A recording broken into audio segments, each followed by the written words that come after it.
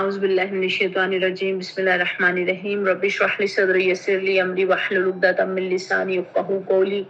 رب زدنی علما وعملا صالحا آمین اللهم صل علی محمد وعلى ال محمد كما صليت على ابراہیم وعلى ال ابراہیم انك حمید مجید اللهم بارک علی محمد وعلى ال محمد ما بارکت علی ابراہیم وعلی آل ابراہیم انک حمید مجید۔ پیچھے ہم نے جو ہے وہ غزوہ احد بھی دیکھا اور مختلف سرایا بھی دیکھے اور بنو رضا کا معاملہ اور غزوہ مرسی جو ہے وہ اس کو دیکھا۔ تو آج ہم آغاز کر رہے ہیں عمرہ حدیبیہ کا سبب۔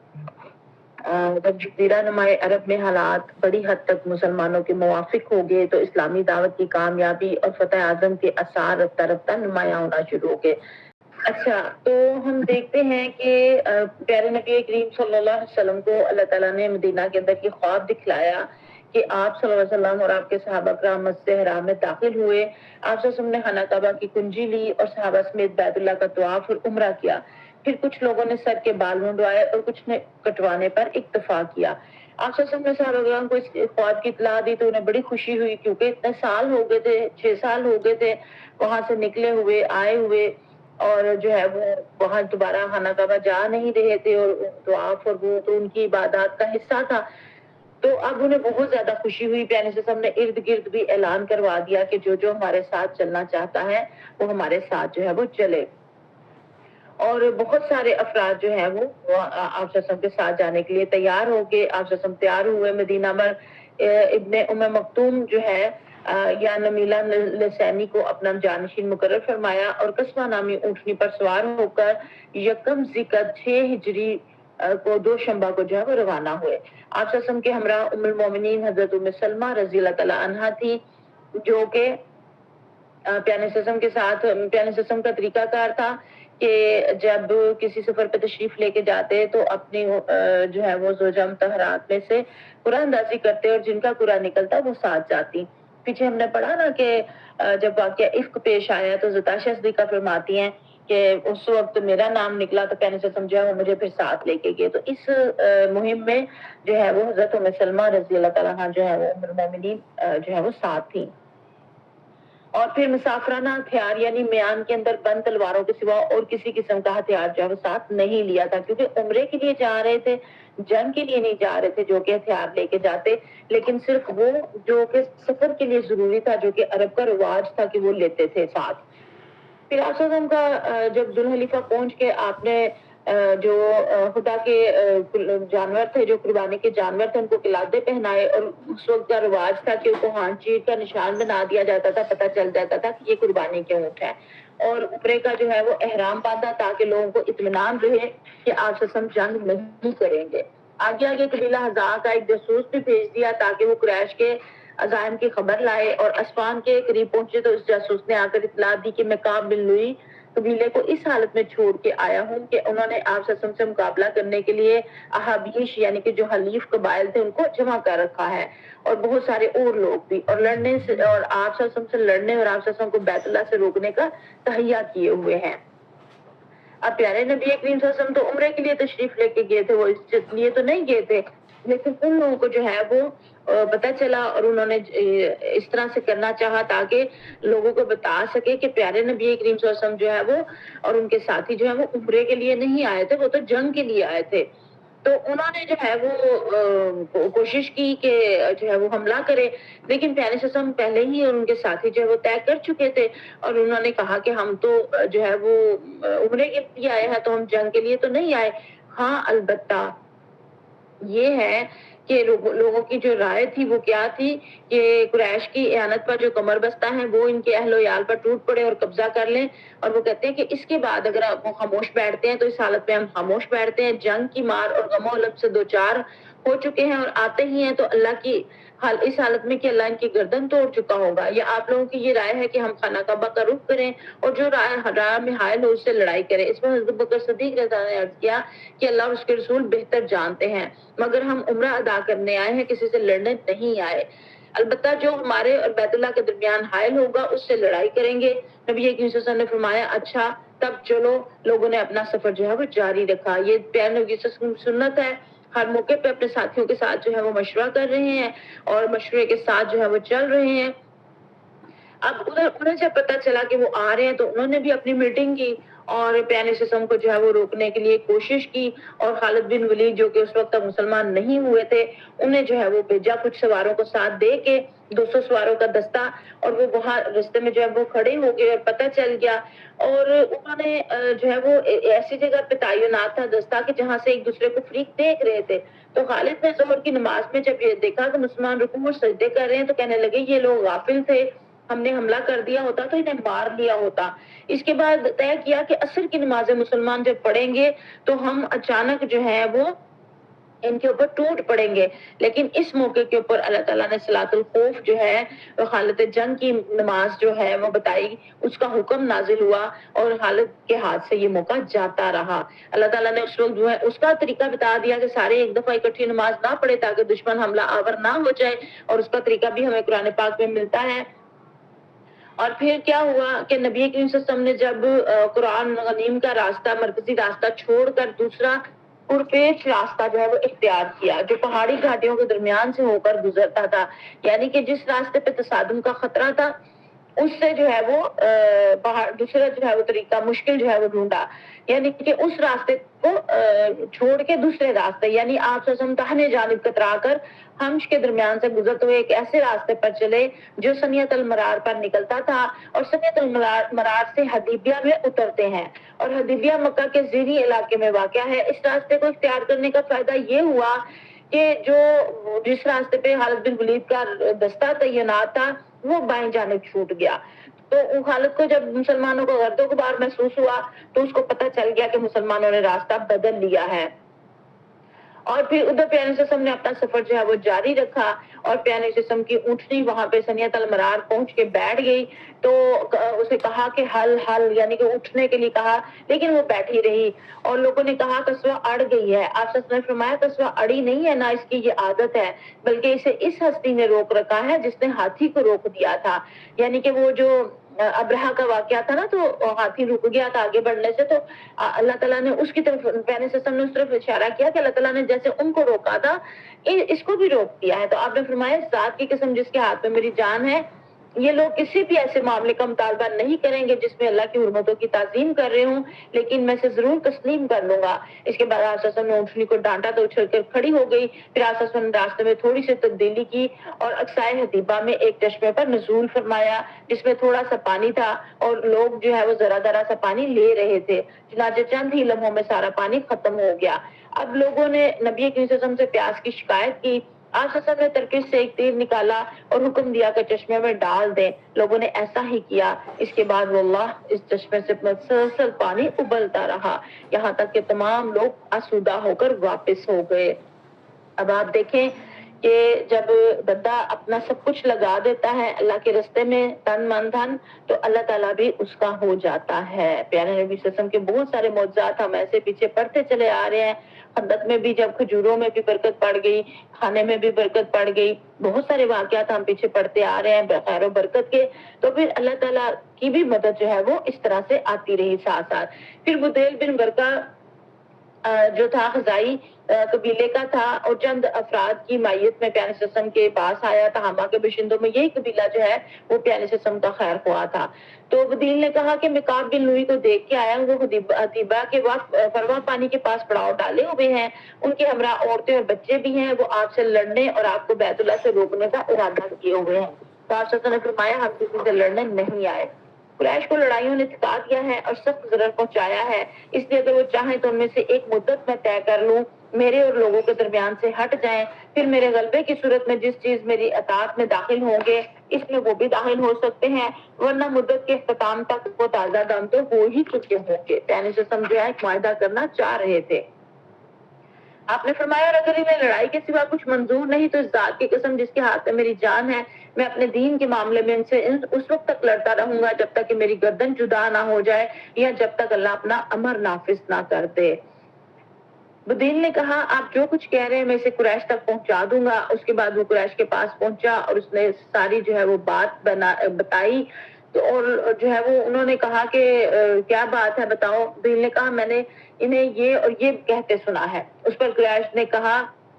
قریش نے جو ہے مقرس بن حز کو بھیجا. اسے دیکھ کر نبی صلی اللہ علیہ وسلم نے فرمایا یہ بد عہد آدمی ہے. چنانچہ آپ نے اس سے جب اس نے آپ صلی اللہ علیہ وسلم کے پاس آ کر گفتگو کی تو آپ صلی اللہ علیہ وسلم نے اس سے وہی بات کہی جو بدیل اور اس کے رفقا سے کہی تھی، اور اس نے پھر جا کے قریش کے ساتھ جو ہے وہ ساری بات ان کو جو ہے وہ پہنچا دی. اب یہ سفارتکاری ہو رہی ہے، سفیر آ رہے ہیں جا رہے ہیں، افراد آ رہے ہیں جا رہے ہیں. پیارے صلی اللہ علیہ وسلم ان کے ساتھ عمرے کے لیے نکلے ہیں، لیکن قریش کو جو ہے وہ اپنی بڑی حتک محسوس ہو رہی ہے کہ وہ ان کو یوں آنے دے. اتنے سالوں سے تو لڑائیاں اور جنگیں چل رہی تھی تو وہ ان کو کیسے آنے دے رہے. ان کی جو ہے وہ حمیت جاہلیہ جس کو کہتے ہیں وہ کھڑک اٹھی اور ان کا جی نہ چاہا کہ یہ کسی طریقے سے بھی جو ہے وہ آئیں. اس کے بعد حلیس بن علقمہ نامی بنو کنانہ کے ایک آدمی نے کہا کہ مجھے ان کے پاس جانے دو. لوگوں نے کہا چاہو. جب وہ شخص گیا تو پیغمبر صلی اللہ علیہ وسلم نے صحابہ کرام سے فرمایا یہ فلاں شخص ہے، یہ ایسی قوم سے تعلق رکھتا ہے جو خدا کے جانوروں کا بہت احترام کرتی ہے، لہذا جانوروں کو کھڑا کر دو. اب یہ دیکھیں پیاری قسم کی حکمت عملی بھی دیکھیں. انہوں نے فرد کو پہچانا اور پہچانا کہ یہ کس قبیلے سے تعلق رکھتا ہے اور ان قبیلے کی جو ہے وہ خصوصیت کیا ہے کہ وہ جو ہے وہ قربانی کے جانوروں کا بہت زیادہ احترام کرتے ہیں. تو پیغمبر صلی اللہ علیہ وسلم نے جانوروں کو سارے، اب دیکھیں اتنے زیادہ کوئی 1400-1500 صحابہ کرام ساتھ تھے، تو اتنے زیادہ جانور جب کھڑے ہوئے تو انہوں نے اور ساتھ انہوں نے تلبیہ پکاری لبیک اللہم لبیک، تو اس سے استقبال کیا. تو اس شخص نے جب یہ کیفیت دیکھی تو اس نے کہا سبحان اللہ، ان لوگوں کو بیت اللہ سے روکنا ہرگز مناسب نہیں. اور وہ وہیں سے اپنے ساتھیوں کے ساتھ واپس چلا گیا. اس نے کوئی گفتگو شنید نہیں کی، اس کو پتہ چل گیا یہ تو عمرے کے لیے آئے ہیں. اور اس نے آگے کہا کہ میں نے ہدی کے جانور دیکھے ہیں، ان کے گلوں میں قلادیں ہیں اور جن کے کوہان چیرے ہوئے ہیں، اس لیے میں مناسب نہیں سمجھتا کہ انہیں بیت اللہ سے روکا جائے. اس پر قریش اور اس کے شخص کی کچھ ایسی باتیں ہوئی کہ اس کو جو ہے وہ غصہ آ گیا. پھر عروہ بن مسعود ثقفی نے مداخلت کی اور اس نے کہا کہ اچھا پھر مجھے جانے دو، میں جا کے جو ہے وہ بات کرتا ہوں. اور لوگوں نے کہا جاؤ. چنانچہ وہ آپ کے پاس حاضر ہوا اور گفتگو شروع کی. پیارے صلی اللہ علیہ وسلم نے وہی بات کی جو پہلے کہی. اس پر عروہ نے کہا محمد یہ بتائیے صلی اللہ علیہ وسلم کہ اگر آپ نے اپنی قوم کا صفایا بھی کر دیا تو کیا اپنے آپ سے پہلے کسی عرب کے متعلق سنا ہے کہ اس نے اپنی قوم کا صفایا کر دیا ہو؟ اور اگر دوسری صورتحال پیش آئی تو خدا کی قسم میں ایسے چہرے اور ایسے اباش لوگوں کو دیکھ رہا ہوں جو اسی لائق ہیں کہ آپ صلی اللہ علیہ وسلم کو چھوڑ کر بھاگ جائے. نعوذ باللہ نعوذ باللہ. اس پر جو ہے وہ یہ ابو بکر صدیق کو تاؤ آ گیا. انہوں نے بھی ان کو جو ہے وہ بڑا سخت جواب دیا. اور عروہ جب پیارے صلی اللہ علیہ وسلم سے بات کرنے لگتا تو بڑی بدتمیزی کرتا، آپ صلی اللہ علیہ وسلم کی داڑھی پکڑ لیتا. تو مغیرہ بن شعبہ کھڑے تھے پاس ہی، ان کے ہاتھ میں تلوار تھی، سر پر خود تھی. جب وہ ہاتھ آگے بڑھانے لگتا داڑھی کی طرف تو وہ فوراً دستے کے اوپر ہاتھ مارتے اور کہتے کہ اپنا ہاتھ نبی کی داڑھی سے پرے رکھ. عروہ نے اپنا سر اٹھایا، بولا یہ کون ہے؟ لوگوں نے کہا مغیرہ بن شعبہ ہیں. اس کے بعد عروہ نے صحابہ کرام کے ساتھ دیکھا کہ پیارے نبی کریم صلی اللہ علیہ وسلم کا کیا تعلق ہے اور کیا معاملہ ہے. اور واپس آ کے اس نے کہا اپنی قوم سے، اپنے لوگوں سے کہ اے قوم، باخدا میں نے کیسر و کسریٰ اور نجاشی جیسے بادشاہوں کے پاس جا چکا ہوں، باخدا میں نے کسی بادشاہ کو نہیں دیکھا کہ اس کے ساتھی اس کی اتنی تعظیم کرتے ہوں جتنی محمد صلی اللہ علیہ وسلم کے ساتھی محمد صلی اللہ علیہ وسلم کی تعظیم کرتے ہیں. خدا کی قسم اگر وہ کھنکھار کر تھوکتے تو کسی نہ کسی آدمی کے ہاتھ پر پڑتا اور وہ شخص اسے اپنے چہرے اور جسم پر مل لیتا. اور جب کوئی حکم دیتا تو اس کی بجاوری کے لیے سب دوڑ پڑتے. اور جب وضو کرتے تو معلوم ہوتا تھا کہ اس وضو کے پانی کے لیے لوگ لڑ پڑیں گے. اور جب کوئی بات بولتے تھے تو سب اپنی آوازیں پست کر لیتے تھے. فرط تعظیم کے سبب انہیں بھرپور نظر سے نہ دیکھتے تھے. اور انہوں نے تم پر ایک اچھی تجویز پیش کی ہے، لہذا اسے قبول کر لو. اس نے کہا کہ میں نے تو اتنے بادشاہ جو ہے وہ دیکھے ہیں، لیکن ان کے درباروں کی یہ شان نہیں دیکھی جو میں نے نبی کریم صلی اللہ علیہ وسلم کے دربار کی جو ہے وہ ان کے ساتھیوں کی جو ہے وہ شان دیکھی ہے. اور قریش جو تھے وہ تو اب جنگ کے لیے بہت زیادہ تیاری کر رہے تھے. وہ کسی طرح سے ان باتوں کو جو ہے وہ سمجھ ہی نہیں رہے تھے. تو انہوں نے ایک اور جو ہے وہ پلان بنایا.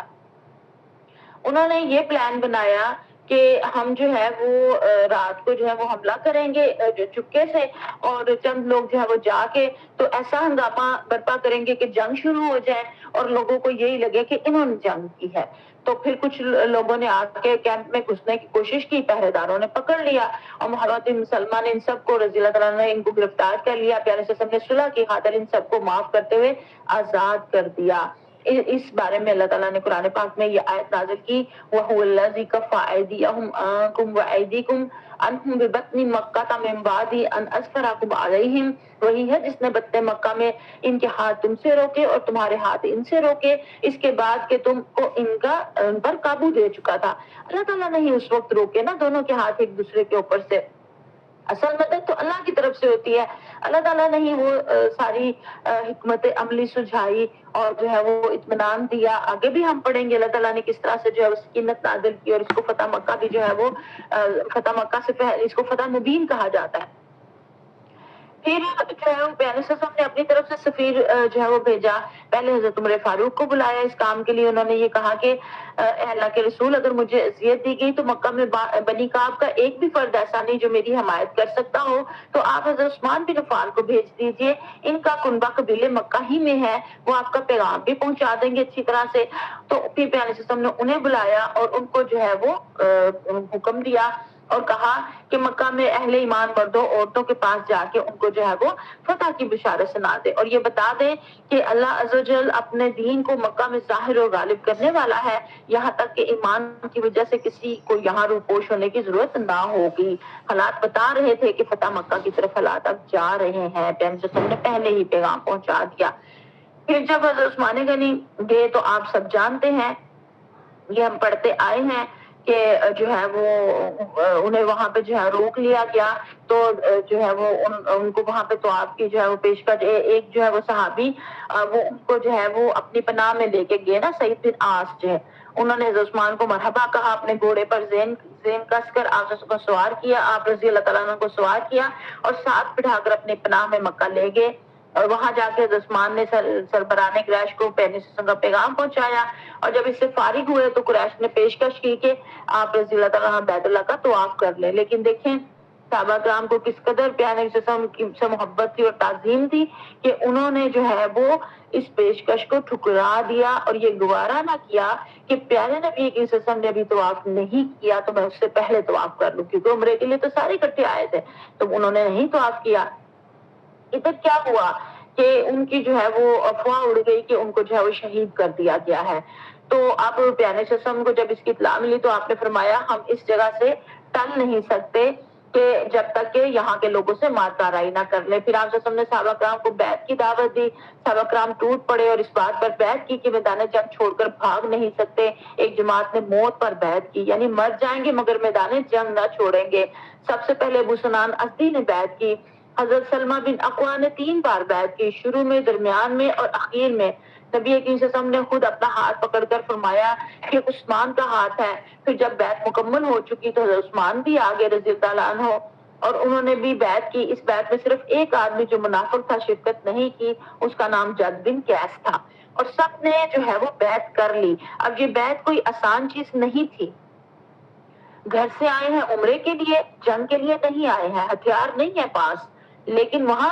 جنگ کا جو ہے وہ سما بن گیا ہے کہ اب جنگ کرنی پڑے گی، تو سب نے موت کے اوپر بیعت کی، اور اس کو بیعت الرضوان بھی کہا جاتا ہے۔ قرآن پاک میں بھی اس کا ذکر آتا ہے۔ اللہ تعالیٰ فرماتے ہیں لَقَدْ رَضِيَ اللَّهُ عَنِ الْمُؤْمِنِينَ إِذْ يُبَايِعُونَكَ تَحْتَ الشَّجَرَةِ، اللہ مومنین سے راضی ہوا جبکہ وہ درخت کے نیچے بیعت کر رہے تھے۔ اللہ تعالیٰ کو کتنا پیار آیا ہوگا۔ پیارے سسٹم کے ساتھ جب بیعت کی ہے ایک درخت کے نیچے، تو حضرت عمر دست مبارک تھامے ہوئے تھے، اور حضرت معقل بن یسار نبی رضی اللہ عنہ نے نبی کریم صلی اللہ علیہ وسلم کے اوپر سے درخت کی ٹہنیاں پکڑ کے جو ہے وہ سائڈ میں کی ہوئی تھی، اور رضوان کہتے ہیں نا راضی ہو جانا، تو اللہ تعالیٰ راضی ہو گئے ان سے، تو اسی لیے اسے جو ہے وہ بیعت رضوان کہا جاتا ہے۔ تو پھر ہم دیکھتے ہیں کہ اب انہیں جو ہے وہ پتہ چل گیا، صورتحال کی نزاکت پتہ چل گئی قریش کو کہ اب یہ بھی جنگ پہ آمادہ ہو گئے ہیں، تو اب ہم کیا کریں؟ تو انہوں نے جو ہے وہ سہیل بن عمرو کو جو ہے وہ معاملات صلح طے کرنے کے لیے بھیجا، اور تاکید کی کہ صلح میں لازمن کے بعد طے کی جائے کہ آپ اس سال واپس چلے جائیں۔ اور پہلے سے تم نے آتا دیکھ کر کہا، صحابہ کرام سے فرمایا تمہارے لیے تمہارا کام سہل کر دیا گیا۔ اس شخص کو بھیجنے کا مطلب ہی یہ ہے کہ قریش صلح چاہتے ہیں۔ سہیل نے اپنے آپ کے پاس پہنچ کر دیر تک گفتگو کی، اور بالآخر طرفین میں صلح کی دفعات طے ہو گئی۔ اب آپ دیکھیں کتنے مشکل حالات ہیں، گھر سے عمرے کے لیے نکلے ہیں، اور آگے سے جنگ درپیش ہو گئی ہے، لیکن پیارے نبی کریم صلی اللہ علیہ وسلم کی پھر بھی نظر پازیٹیو چیز کے اوپر ہے۔ اس کا نام جو تھا نا سہیل تھا، یعنی کہ سہولت والا، آسانی والا۔ تو پیارے صلی اللہ علیہ وسلم نے اس سے یہ بات لی کہ اب تمہارا کام آسان کر دیا گیا، یعنی کہ وہ سہیل آ رہے ہیں۔ پازیٹیو جملہ، پازیٹیو معاملہ اور پازیٹیو چیز کی طرف نظر رکھنا، خیر کے پہلو پہ نظر جمانا معاملات میں سے خیر کو نکال دیتا ہے۔ یہاں سے ہمیں یہ بھی سنت جو ہے وہ پتہ چلتی ہے۔ یہ جو بیعت ہوئی جسے صلح حدیبیہ، سوری بیعت رضوان کی بات تو ہو گئی، یہ جو صلح ہوئی یہ صلح حدیبیہ کہلاتی ہے نا، صلح حدیبیہ کے مقام پہ ہوئی۔ اب اس میں کچھ خاص شکیں تھی جو کہ وہ بظاہر لگ رہا تھا کہ مسلمانوں کے خلاف ہے، لیکن آخر میں اللہ تعالیٰ نے مسلمانوں کے حق میں ساری کی ساری کر دیں۔ سب سے پہلی کیا تھی کہ ان کو بس یہی تکلیف تھی کہ اس سال جو ہے وہ نہ یہ کریں اپنی ہٹ درمی کی بنا پہ اور جاہلیت کی بنا پہ، اور اتنی شک خود ہی رکھ دی گونگی سی کہ اگلے سال آ جائیں اور 3 روز قیام کریں اور ہم شہر خالی کر دیں گے۔ اور جب آگے ہم پڑھتے ہیں عمرۃ القضاء، پھر اگلے سال جب پیارے سے عمرہ کرنے گئے اور ان کے ساتھی جب گئے تو پھر ان کو شہر خالی کرنا پڑا، اور جب باہر بیٹھے دیکھ رہے تھے دور سے تو ان کو بڑی تکلیف خود بھی ہو رہی تھی کہ یہ ہم نے کیا کیا کہ ہم نے خود ہی ان سے کہہ دیا کہ ہم شہر خالی کریں گے اور آپ جو ہے وہ کر لیں اور آرام سے عمرہ۔ تو اب یہ ہم دیکھیں گے کہ یہ جتنی دفعات تھی جو بظاہر لگ رہی تھی کہ مسلمانوں کے خلاف ہیں، لیکن یہ ساری کی ساری مسلمانوں کے حق میں گئیں۔ دوسری کیا تھی کہ 10 سال تک فریقین جنگ بند رکھیں گے، کوئی کسی پہ ہاتھ نہیں اٹھائے گا، اور پھر جو بھی جس قبیلے میں شامل ہونا چاہے گا وہ اس قبیلے میں شامل ہو جائے گا، اور پھر جو کہ قریش کا آدمی اپنی سرپرست کی اجازت کے بغیر بھاگ کے پیارے صلی اللہ علیہ وسلم کے پاس چلا جائے گا تو محمد صلی اللہ علیہ وسلم اس کو واپس کریں گے، لیکن اگر ان کا کوئی ساتھی ہمارے پاس بھاگ کے آئے گا تو قریش جو اس کو واپس نہیں کریں گے۔ تو یہ جب طے ہوا، پیارے صلی اللہ علیہ وسلم نے حضرت علی رضی اللہ عنہ کو بلا کے تحریر لکھوائی، بسم اللہ الرحمن الرحیم لکھا، تو سہیل نے کہا ہم نہیں جانتے کہ رحمان کیا ہے، آپ یوں لکھیے بسمی کا اللہم، کہ اللہ تیرے نام سے، یعنی کہ جو ان کے اپنے رائج تھا۔ تو پیارے صلی اللہ علیہ وسلم نے حضرت علی سے کہا یہی لکھو۔ اس کے بعد آپ صلی اللہ علیہ وسلم نے یہ املا کرایا کہ یہ وہ بات ہے جس پر محمد رسول اللہ صلی اللہ علیہ وسلم نے مساہلت کی ہے۔ اس پر سہیل نے کہا اگر ہم جانتے کہ آپ اللہ کے رسول ہیں تو پھر ہم نہ آپ سے نہ آپ کو بیت اللہ سے روکتے نہ جنگ کرتے، لہٰذا آپ محمد بن عبداللہ لکھوائیے، محمد رسول اللہ نہ لکھوائیے۔ اور سورہ فتح میں ہم پڑھتے ہیں وہاں پہ اللہ تعالیٰ فرماتے ہیں کہ اللہ خود اس بات کے اوپر گواہ ہے کہ آپ اللہ کے رسول ہیں، وہاں آیات آئی ہیں باقاعدہ اس کے اوپر، کہ یہاں انہوں نے تو اس بات کو ماننے سے انکار کیا اور کٹوا دیا یہاں سے، لیکن اللہ خود گواہ ہے اس بات کے اوپر کہ آپ اللہ کے رسول ہیں۔ اب جب پیارے نبی صلی اللہ علیہ وسلم نے حضرت علی کو حکم دیا کہ محمد بن عبداللہ لکھے، رسول اللہ کا لفظ کاٹ دے، تو ان کو ان کا دل نہ مانا، ان کی غیرت حمیت نے گوارا ہی نہ کیا، وہ کیسے پیارے صلی اللہ علیہ وسلم کا نام رسول اللہ جو ہے وہ کاٹ دے، لہٰذا نبی صلی اللہ علیہ وسلم خود اپنے ہاتھ سے اسے مٹایا اور پھر پوری دستاویز جو ہے وہ لکھی گئی۔ اچھا، اب صلح ابھی لکھی نہیں جا رہی تھی تو ابو جندل جن کو انہوں نے جو کہ سہیل بن عمرو جو آیا ہوا تھا شخص اس کے لیے مصالحت کے لیے، انہی کا جو بیٹا جو تھا، اور ان کو جو ہے وہ جکڑا ہوا تھا اور بڑا مارا پیٹا ہوا تھا اور بڑا ظلم، کیونکہ انہوں نے اسلام قبول کر لیا تھا، تو وہ بیچارے اس حالت کے اندر آئے تو انہوں نے جو ہے وہ مسلمانوں سے کہا کہ مجھے جو ہے وہ بچائے، اور ان کے ساتھ جانا چاہا تو اس نے وہ جو ہے عمرو تھا، اس نے کہا کہ یہ آپ کا ہمارا معاہدہ ہوا ہے تو آپ اس کو واپس کریں۔ تو پیارے صلی اللہ علیہ وسلم نے فرمایا کہ ابھی تو معاہدہ ہوا ہے، ابھی لکھا تو نہیں گیا، تو وہ نہیں مانا۔ پھر آپ نے فرمایا کہ اچھا تم اس کو میری خاطر چھوڑ دو، اس نے کہا میں آپ کی خاطر بھی نہیں چھوڑ سکتا۔ آپ نے فرمایا نہیں تو اتنا ہی کر دو، اس نے کہا نہیں میں اتنا بھی نہیں کر سکتا۔ پھر سہیل نے ابو جندل کے چہرے پر چانٹا رسیو کیا اور مشرکین کی طرف واپس کرنے کے لیے ان کے کرتے کا گلا پکڑ کر گھسیٹا۔ ابو جندل زور زور سے چیخ چیخ کر کہنے لگے مسلمانوں کیا میں مشرکین کی طرف واپس کیا جاؤں گا؟ وہ مجھے میرے دین کے متعلق فتنے میں ڈال دیں گے۔ رسول اللہ صلی اللہ علیہ وسلم نے فرمایا ابو جندل صبر کرو اور اسے باعث ثواب سمجھو، اللہ تمہارے لیے اور تمہارے دوسرے جو مسلمان کمزور مسلمان ساتھی ہیں ان سب کے لیے کشادگی کی راہ اور پناہ کی جگہ جو ہے وہ بنا دے گا۔ اور یہ جو پیارے صلی اللہ علیہ وسلم نے فرمایا یہ اللہ تعالیٰ نے بعد میں پورا بھی کر دیا۔ اس وقت وہ لے کیا ان کو ساتھ، لیکن بعد میں اللہ تعالیٰ نے اس کو پورا کیا، وہ ہم آگے دیکھیں گے اس کو جا کے کہ کیسے پورا کیا۔ اب جب معاہدہ ہو گیا صلح کا تو پیارے صلی اللہ علیہ وسلم نے سب سے کہا کہ اٹھے اور اپنا جانور قربان کر دیں۔ لیکن مسلمانوں کے دل کے اوپر اتنا اس چیز کا صدمہ تھا اور دکھ اور تکلیف تھی کہ ہم آئے تو عمرے کے لیے اور ہم یہاں صلح کر رہے ہیں، اور صلح بھی ہم دب کے کر رہے ہیں، یعنی کہ جو ان کی شرائط ہے ان کے مطابق ہمیں چلنا پڑ رہا ہے۔ اور یہ زندگی کا پہلا اور آخری موقع تھا کہ صحابہ کرام جو ہے وہ فوری نہیں ہلے اپنی جگہ سے، فوری اسی وقت، ورنہ ساری زندگی ہر جگہ فوراً عمل کے لیے اٹھ جاتے تھے، چل پڑتے تھے۔ پھر آپ پیارے صلی اللہ علیہ وسلم کو اس چیز کا بڑا ہوا، آپ نے حضرت ام سلمہ سے جو ہے وہ اس کا ذکر کیا، تو ام المومنین حضرت ام سلمہ رضی اللہ عنہا نے فرمایا یا رسول اللہ اگر آپ ایسا چاہتے ہیں تو پھر آپ سے سب تشریف لے جائیے اور کسی سے کچھ کہے بغیر چپ چاپ اپنا جانور ذبح کر دیجئے اور اپنے حجام کو بلا کر سر منڈوا لیجئے۔ اس کے بعد نبی اکرم صلی اللہ علیہ وسلم باہر تشریف لے گئے اور بغیر کسی سے کچھ کہے سنے جو ہے وہ اپنا جانور جو ہے وہ قربانی کا وہ ذبح کر دیا۔ اب اپنا جانور کیسے صحابہ کرام بھی کیسے کرتے کہ لائے تو وہ خانہ کعبہ میں جا کے ذبح کرنے کے لیے تھے، لیکن یہ بھی باہر ہی تھے حدیبیہ کے مقام پہ، تو انہیں بڑا اس چیز کا جیسے صدمے سے بعض دفعہ بندہ گم ہو جاتا ہے نا، بالکل اس کو سمجھ ہی نہیں آتی، بالکل بے حس و حرکت ہو کے بیٹھ جاتا ہے، تھوڑی دیر لگتی ہے اس کو اپنے حواس میں آتے ہوئے اور اٹھ کے کچھ کام کرنے کے لیے، آمادہ ہونے کے لیے، تو بالکل ایسی سچویشن ہو گئی تھی۔ پیارے صلی اللہ علیہ وسلم نے اپنا جانور قربان کیا، حجام کو بلا کے سر منڈوایا۔ جب لوگوں نے دیکھا تو خود ہی فٹافٹ اٹھ کے اپنے اپنے جانور ذبح کیے، سب کو پتہ چلا کہ پیارے صلی اللہ علیہ وسلم نے یہ عمل کر لیا، ساروں نے پھر جو ہے وہ بال بھی کشوا لیے اور کیفیت بہت زیادہ جو ہے وہ کے اندر جو ہے وہ دکھ اور غم کی تھی۔ آسا نے وہ اونٹ ذبح کیا جو کسی زمانے میں ابو جہل کے پاس تھا، اس کی ناک میں چاندی کا ایک حلقہ تھا، اس کا مقصد یہ تھا کہ مشرکین جہل بھول کر رہ جائیں۔ پھر رسول اللہ صلی اللہ علیہ وسلم نے سر مڑوانے والوں کے لیے 3 بار مغفرت کی دعا کی اور کینچی سے کٹانے والوں کے لیے 1 بار۔ اور اس سفر میں اللہ تعالیٰ نے کعب بن حجرہ کے سلسلے میں یہ حکم بھی نازل فرمایا کہ جو شخص اذیت کے سبب اپنا سر حالت احرام میں مڑا لے اور وہ روزے یا صدقے یا ذبیحے کی شکل میں فدیہ دے۔ یہ ساری چیزیں جو ہے وہ ساتھ ساتھ چل رہی ہیں، آیات بھی آ رہی ہیں، احکامات بھی آ رہے ہیں، جو مسائل ہیں ان کے اوپر اللہ تعالیٰ احکامات بھی دیتے جا رہے ہیں۔ اب مہاجرہ عورتوں کی واپسی کا انکار، کچھ عورتیں ایمان لے کر آ گئی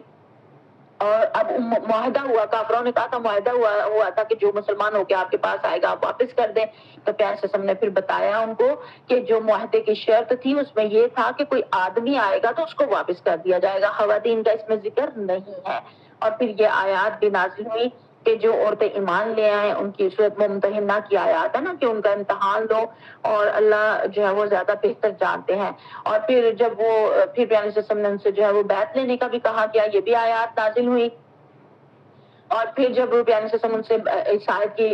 شرط کی پابندی کرتے ہوئے بیعت بھی لے لیتے تھے، پھر ان کو واپس جو نہیں کرتے تھے، حکم آ گیا نا کہ کافر بیویوں کو طلاق دے دی جائے اور جو مومن ہو کے آئے ان کا بھی آپس میں نکاح ٹوٹ گیا۔ تو اس وقت حضرت عمر کی زوجیت رضی اللہ تعالیٰ عنہ کی زوجیت میں 2 عورتیں تھیں جو شرک پر قائم تھی، آپ رضی اللہ تعالیٰ عنہ نے ان دونوں کو طلاق دے دی اور پھر ایک سے معاویہ نے شادی کر لی اور دوسرے سے صفوان بن امیہ نے کر لی۔ اس معاہدے کی دفعات کا حاصل کیا ہوا؟ پیارے نبی کریم صلی اللہ علیہ وسلم کو 10 سال کا عرصہ جو انہوں نے دیا تھا اس میں سے پورے 10 سال تو نہیں کیے معاہدہ، انہوں نے بعد میں خود ہی توڑ دیا، لیکن جتنا پیارے صلی اللہ علیہ وسلم کے پاس وقت آیا آپ صلی اللہ علیہ وسلم نے اس میں پھر اسلام اور جگہ امن کے ساتھ پھیلایا، یعنی کہ ان کی توجہ پھر زیادہ تبلیغ کی طرف اور دعوت کی طرف چلی گئی کہ وہ پھر جنگوں سے تھوڑی سی جو ہے وہ سہولت آسانی ملی، تو پھر ساری طرف جو ہے وہ آگے ہم اگلی کلاس میں پڑھیں گے جو ہے وہ عید کے بعد کہ وہ کہاں کہاں پھر خطوط لکھے اور کہاں کہاں تک جو ہے وہ دعوت پہنچائی۔ اور پھر یہ ہے کہ مسلمانوں کو جو ہے وہ صرف مال و غنیمت نہیں چاہیے تھا بلکہ اللہ کا دین پہنچانا تھا، اور دین کے اندر جو آ جائے اس کو جو ہے اپنے ساتھی جو ہے وہ بنانا تھا، نہ کہ دشمن کے مال ضبط کرنا، ان کو موت کے گھاٹ اتارنا اور ان کو زبردستی مسلمان بنانا، ایسا کچھ بھی نہیں تھا۔ علامہ اقبال کہتے ہیں نا شہادت ہے مطلوب مقصود مومن، نہ مال غنیمت نہ کشر و گشائی، اس کو تو یہ سارا کچھ نہیں چاہیے ہوتا، اس کو تو اللہ تعالیٰ کی رضا جو ہے وہ چاہیے ہوتی ہے۔ اور پھر یہاں پہ 10 سال کی جو جنگ بندی ہوئی اس کے سارے جو ہے وہ اسباب لکھے گئے، فوائد جو ہے وہ لکھے گئے ہیں۔ اور پھر یہاں پہ یہ بھی ہوا کہ جو ابو جندل رضی اللہ جب وہاں سے گئے، اور ایک اور صحابی کے بارے میں آتا ہے، اچھا ابھی وہ والا واقعہ آنے سے پہلے حضرت عمر فاروق کی یہاں پہ درج ہے کہ پیارے نبی صلی اللہ علیہ وسلم کے پاس گئے، ان کو بڑا زیادہ چیز کا دکھ تھا نا کہ ہم نے ان سے اس طرح سے دب کے صلح کی ہے اور تو آپ کے بغیر جا رہے ہیں، ہم تو آئے تھے عمرے کے لیے، تو یہ ان کا دباؤ ہم نے کیوں قبول کر لیا ہے؟ تو بہت زیادہ ان کو غم تھا، تو اسی غم کی حالت میں پیارے نبی صلی اللہ علیہ وسلم کے پاس گئے اور کہا کہ اللہ کے رسول، کیا ہم لوگ حق پر اور وہ لوگ باطل پر نہیں ہیں؟ آپ نے فرمایا کیوں نہیں؟ انہوں نے کہا کیا ہمارے مقتولین جنت میں اور ان کے مقتولین جہنم میں نہیں ہیں؟ آپ نے فرمایا کیوں نہیں؟ انہوں نے کہا تو پھر کیوں ہم اپنے دین کے بارے میں دباؤ قبول کریں اور ایسی حالت میں پلٹیں کہ ابھی اللہ نے ہمارے اور ان کے درمیان فیصلہ نہیں کیا ہے؟ آپ صلی اللہ علیہ وسلم نے فرمایا خطاب کے صاحبزادے، میں اللہ کا رسول ہوں اور اس کی نافرمانی نہیں کر سکتا، وہ میری مدد کرے گا اور مجھے ہرگز ضائع نہیں کرے گا۔ انہوں نے کہا کیا آپ صلی اللہ علیہ وسلم نے ہم سے یہ بیان نہیں کیا تھا کہ ہم بیت اللہ کی زیارت کریں گے اور اس کا طواف کریں گے؟ آپ نے فرمایا کیوں نہیں؟ لیکن کیا میں نے یہ بھی کہا تھا کہ ہم اسی سال کریں گے؟ انہوں نے کہا نہیں۔ تو آپ صلی اللہ علیہ وسلم نے فرمایا بہرحال تم بیت اللہ تک پہنچو گے اور اس کا طواف کرو گے، یعنی کہ اس خواب میں یہ وضاحت تو نہیں تھی کہ اسی سال ہوگا، اس میں وضاحت تھی عمرے کی، اور پھر عمرۃ القضاء جس کو کہا جاتا ہے وہ صحابہ کرام نے پیارے صلی اللہ علیہ وسلم نے اگلے سال جا کے کیا۔ اب یہاں پہ ایک اور شک جو انہوں نے کہا تھا نا کہ کوئی ساتھی آئے گا تو جو ہے وہ آپ واپس کر دیں گے، تو اسی طرح ابو بصیر جو تھے وہ قبیلہ ثقیف سے تعلق رکھتے تھے اور قریش کے حلیف تھے، تو وہ جب وہ گئے تو انہوں نے جو ہے جن لوگوں کے ساتھ وہ گئے ان میں سے ایک کو قتل کر دیا اور دوسرے بھاگ کے پیارے صلی اللہ علیہ وسلم کے پاس پہنچے، تو وہ آپ کے اس شخص کو ہمارے حوالے کر دیا جائے، تو ابو بصیر جو ہے وہ وہاں سے بھاگ گئے، انہیں لگا کہ یہ ان کے حوالے کر دیں گے، اور جب وہ بھاگ کے وہاں سے اور راستے میں جو ہے وہ ایک جگہ پہ مدینہ کے قریب جو ہے وہ مدینہ سے نکل کے راستے میں ساحل سمندر پر آ گئے اور ابو جندل بھی چھوٹ کے بھاگے۔ اب وہ ابو بصیر سے ملے، اب جو وہ ایک ٹھکانے کے اوپر دونوں رہ پڑے، اب جو بھی کفار سے بھاگ کے آتا وہ مسلمانوں کے پاس مدینہ نہ جاتا کیونکہ انہیں پتا تھا کہ انہوں نے معاہدہ کیا ہوا یہ واپس کر دیں گے۔ تو یہاں کرتے کرتے تقریباً 70 افراد اکٹھے ہو گئے اور یہ پورا ایک گروپ بن گیا جو نہ مکے میں تھا نہ مدینہ جا رہا تھا، درمیان میں رہ رہے تھے۔ لیکن جب قریش کے قافلے جو ہے وہ شام کی طرف جاتے اور وہ رستے میں آتے تو وہ ان کو لوٹ مار کرتے اور قریش پھر خود ہی تنگ آ گئے۔ انہوں نے پھر نبی صلی اللہ علیہ وسلم کو اللہ اور قرابت کا واسطہ دیتے ہوئے یہ پیغام دیا کہ آپ انہیں اپنے پاس بلا لیں۔ یہ شک بھی انہوں نے خود ہی ختم کروائی، یعنی کہ جتنی شکیں اس وقت لگ رہی تھی کہ مسلمانوں کے خلاف ہیں وہ ساری کی ساری جو ہے وہ مسلمانوں کے حق میں چلی گئی۔ اور اس معاہدے صلح کے بعد 7 ہجری کے شروع میں حضرت عمر بن عاص اور خالد بن ولید اور عثمان بن طلحہ رضی اللہ تعالیٰ عنہ مسلمان ہو گئے، اور پھر پیارے صلی اللہ علیہ وسلم کی خدمت میں جب یہ لوگ آئے تو آپ نے فرمایا مکہ نے اپنے جگر گوشوں کو ہمارے حوالے کر دیا، اور جب یہاں سے نکلے ہیں صلح حدیبیہ کے بعد تو رستے ہی میں جو ہے سورہ فتح جو ہے وہ نازل ہوئی، اِنَّا فَتَحْنَا لَكَ فَتْحًا مُبِينًا، کہ ہم نے آپ کو جو ہے وہ کھلی فتح عطا فرما دی۔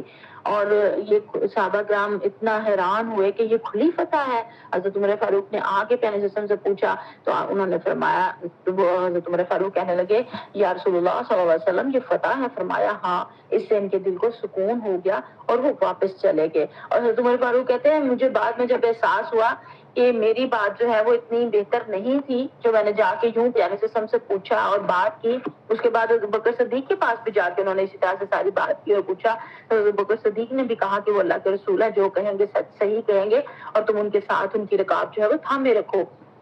یہاں تک کہ موت آ جائے۔ اور جب کہتے ہیں مجھے بعد میں جب احساس ہوا تو پھر ساری زندگی کہتے ہیں میں اس کے لیے صدقہ خیرات کرتا رہا، روزے رکھتا رہا، نماز پڑھتا رہا، غلام آزاد کرتا رہا، یہاں تک کہ مجھے خیر کی امید ہے۔ یعنی کہ اتنا انہوں نے اس بات کا کفارہ ادا کیا۔ کیا میرے اور آپ سے پیارے نبی کی قسم کی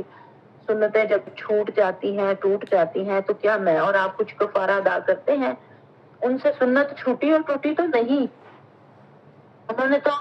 جسٹ ایک بات جو انہیں نہیں سمجھ آ رہی تھی اور ان کو اس کا بڑا دکھ رنج تھا وہ پیارے سے پوچھا، لیکن انہیں اپنا پوچھنا ہی بہتر نہ لگا تو اس کے اوپر اتنا زیادہ۔ تو مجھے اور آپ کو بھی اپنے لیے کچھ کفارے جو ہے وہ طے کرنے چاہیے، اور آج کل جیسے جو ہے وہ بڑی رحمت اور برکت والے دن ہے اور یہ جو ہے وہ عشرہ بڑی رحمت برکت والا اور جو ہے ثواب کا باعث ہے، تو اس میں مجھے اور آپ کو کچھ خاص اپنے ان ساری غلطی کوتاہیوں کو یاد کرتے ہوئے جو ہم سے ہو گئی جو ہم نے پیارے وسلم کی نافرمانی میں کی، جو ہم نے سنت کے خلاف کی، جو ہم نے قرآن اور حدیث کے خلاف کی، جو ہمیں پتہ ہے کہ ہماری زندگی میں کیا کیا خرابیاں، ہر انسان کو پتہ ہوتا ہے۔ قرآن پاک میں اللہ تعالیٰ فرماتے ہیں بل الانسان علی بصیرہ ولو القی معاذیرہ، انسان اپنے آپ کو خوب جانتا ہے خواہ وہ کتنی ہی معذرتیں پیش کرے۔ تو معذرتیں تو دوسروں کے لیے ہوتی ہیں، رب کے ساتھ تو بندے کا معاملہ کلیئر ہی ہوتا ہے اور پتہ ہی انسان کو ہوتا ہے۔ تو اس لیے کچھ نہ کچھ میں اور آپ کفارہ طے کر لیں، چاہے وہ کفارے کا جو ہے وہ نفل ہو، چاہے وہ ہم استغفار کی کثرت ہو، چاہے وہ صدقہ دینا ہو، چاہے وہ روزہ ہو، چاہے وہ قرآن کا زیادہ پڑھنا ہو، چاہے وہ تکبیرات کا زیادہ پڑھنا ہو، کچھ نہ کچھ اپنے اوپر جو ہے وہ ضرور لاگو کریں اور اس کو ادا کرنے کی کوشش کریں۔ اس سے یہ ہوگا کہ اللہ تعالیٰ ہمارے ایمان میں جو ہے وہ مضبوطی دیں گے اور محبت رسول اللہ صلی اللہ علیہ وسلم ہمارے دل میں زیادہ جاگزی ہوں گی۔ جتنا زیادہ ہم سنتوں کا اور ان چیزوں کا احترام کریں گے، اتنی زیادہ پیارے قسم سے ہمارے دلوں میں محبت بڑھے گی، اور یہ محبت ہی جو ہے دنیا اور آخرت کی کامیابی کا ذریعہ ہے۔ اللہ تعالیٰ آپ کو اور مجھے بہت عمل کی توفیق عطا فرمائے۔ وآخر دعوانا الحمدللہ رب العالمین۔